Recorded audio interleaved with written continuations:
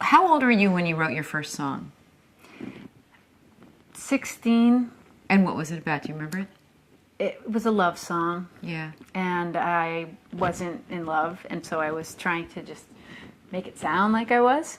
And wow.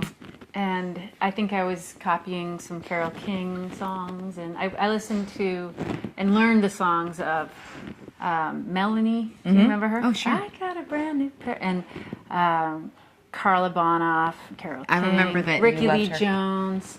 So those were the songs that I played. How about during Joni Mitchell? Joni Mitchell, Yeah. of course. Yeah.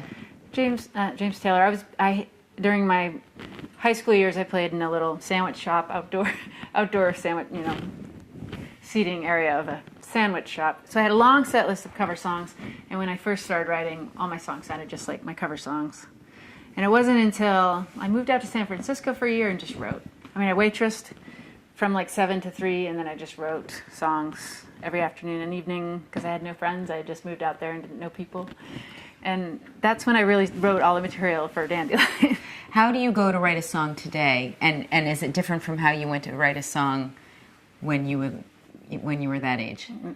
Well, I find it's always easier to write a song when you have some intense emotion about something and when I have time. So those two things help a lot. And then because, I've put out now like 14 recordings, if you include Dandelion. So in the beginning, I really relied mostly on that intensity of feeling, and I had time. And then as, the years go by and you have more responsibilities, and I'm lucky to have 2 wonderful children, one of whom is right here with us.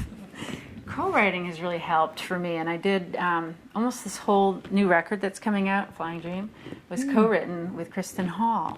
Wow. Yeah, and she ended up producing the record and singing harmonies on it, and so we wrote 6 songs together. There's a couple I wrote by myself. I'm doing one of her songs, and I'm doing a Burt Bacharach song. Time is such a big issue. Like, I think that when I have time to start writing, it might take a few days. Like, if I have time every day for a week to sit down and write, even if I just took an hour a day, 5 days a week, I would probably have a pretty good song underway by the 5th day. But I find that it's difficult to find that time in a busy life, and that I can get pretty distant from songwriting at times. How do you feel about that? Because I know you've been running some creativity retreats, right? Some writing retreats. Yeah. Like, are you pretty disciplined about taking the time to write? I am. I become mentally ill if I don't write. Like, I really need to be constantly creating to feel happy and engaged in the world and like myself. I can only last a certain amount of time since the last song I've written. Right. I begin to get really antsy if I haven't written a song in a while.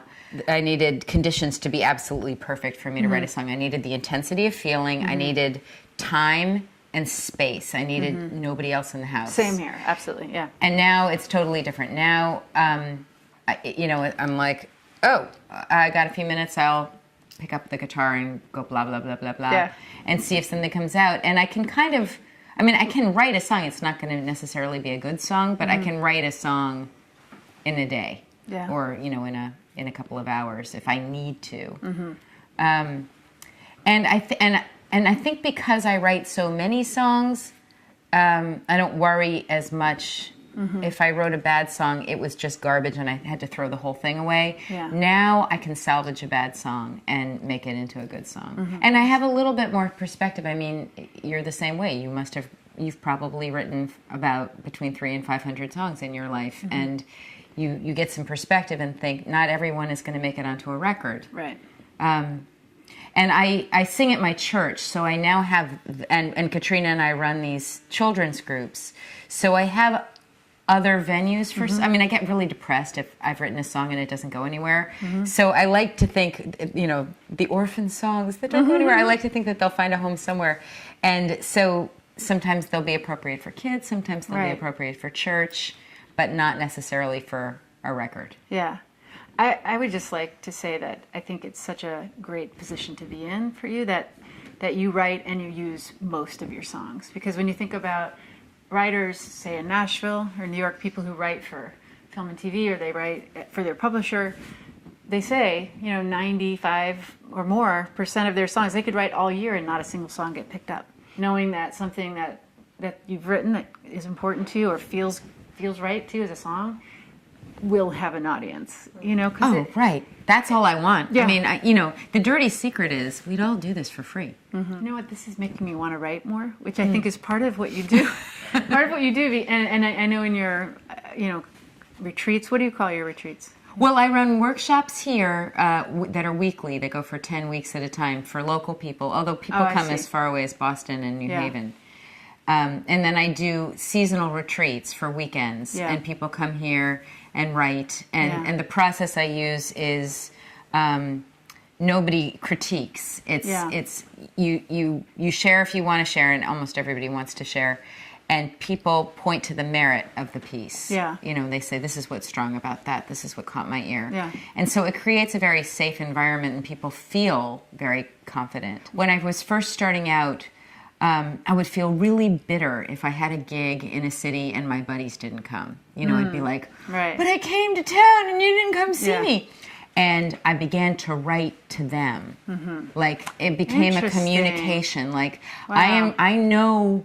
you are listening to me, and I am talking to you, and you are also talking to me, and I'm listening to you, and we were having a dialogue. Yeah. Instead, the way I would describe it for me is that there's a certain zone that I get into where I hear my voice emerging that I know is the one that I write from. So I can be, I can be like the hit or miss, like writing this and this and this, and mostly miss, and then I say one phrase and it feels like it's coming from that place that I know connects with people. Yeah. Your voice. So so I guess it's similar. It's the place I know I send from, and then it's received, and it's got that, I have a sense that, okay, this line feels like one of those lines that you send it out and you feel something back. And so I guess that's a different way of saying it. Yeah. And I've been doing songwriting. I did a songwriting retreat last year on an island in Maine and loved it, where just the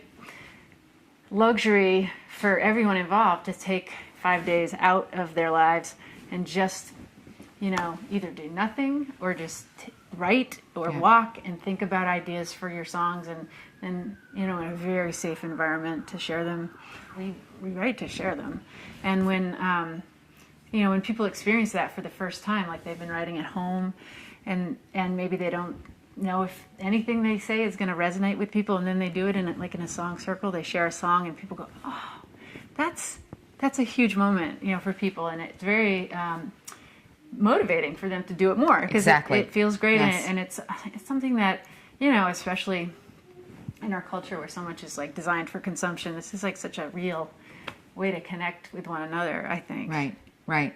Well, this happened to me last night. I have a writing group on Thursday nights, and I play them this song that I've been working on all week that's like very different for me. I played it on the piano, which I don't play, and it was like 6 minutes long. It was just a big, and I write 3-minute songs. And I really thought this may be the worst thing I've ever written, and I can't believe I'm performing it for my students. And my husband and one of my longest term students both said, that's my favorite song you've ever written. Wow. So you don't know. Yeah. You just don't know until you put it out there. Right. And that is the gift of these sort of safe groups. And you were saying you had a February writing month. What is that? So, it's this thing that again, a fan told us about. She said, are you doing February album writing month? This was like in 2009. And I said, what's that? And she said, well, my family and I are doing it. You write 14 songs in the month of February. What? And I said, if you and your family can do this, I, a professional songwriter, should be able to do it. So I set the bar very low. Some of my songs are, like I wrote a song called Snowblower Beast for somebody on Facebook. That I wrote in about 5 minutes. And then there's other songs that like took me the whole month to write. And some of them may make it onto our record, and a lot won't. But it's the challenge is to just write for the whole month. Just keep writing. And so I did it. I wrote 14 songs.